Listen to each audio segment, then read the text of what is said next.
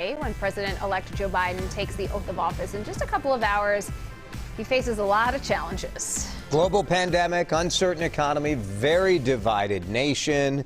So glad to be joined on Mid-Morning by Mickey Huntington, a member of the political faculty at Minneapolis College, worked in the White House. Mickey, great to have you with us. Thank you for having me. You know, I think the instinct, and certainly what Joe Biden has, his team has been saying he's going to talk about today, is to talk about unity.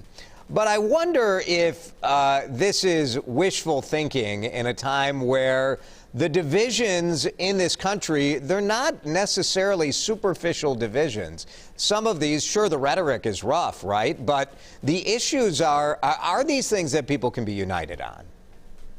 Well, you know, it's going to be interesting. President-elect Biden's theme for today's inaugural speech is America United. And he's going to have to balance the tone of his message, on the one hand, bringing Americans together, and on the other hand, also showing his authentic self and acknowledging that he is not oblivious to the fact that there are indeed deep divides and challenges ahead for his administration. Mm-hmm. We know President Trump will not be attending today's ceremony. We also know this is the first president in modern history in, 150 years or so. How important is that then to this transfer of power and the symbolism of this day? And that's exactly it, is the symbolism of the day. And having that visual image of one administration handing off that peaceful transfer of power to the incoming administration is an important step. Clearly, this year is going to be a little bit different, but there have been so many things that have been different this year. And so the tone and the message that President-elect Biden sets today, regardless of who is or is not in attendance, is going to need to be that consistent message of unity and then balancing that with the challenging divides that we're facing across the nation. Mickey, if you had to place a bet on what President Trump will do in the kind of coming years, do you see him as splitting from the Republican Party? Do you think there will be a split? Maybe he forms a third party that's more of a Trump-type party? Or do you think he'll continue to be a voice of the Republican Party?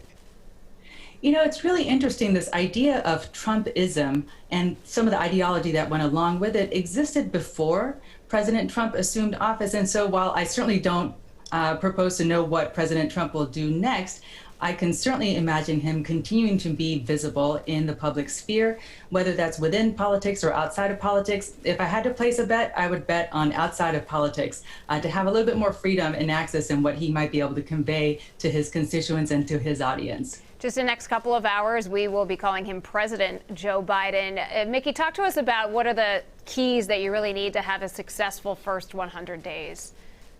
Sure. The first 100 days are really going to be key for President Biden. Not only does he need to ensure that he gets his cabinet nominees confirmed by the Senate, he also needs to push forward his policy priorities, all while navigating the impeachment process. And that begins today. And while we sort of have that seeming urgency of the first 100 days, the reality is that there's a lot of work to do.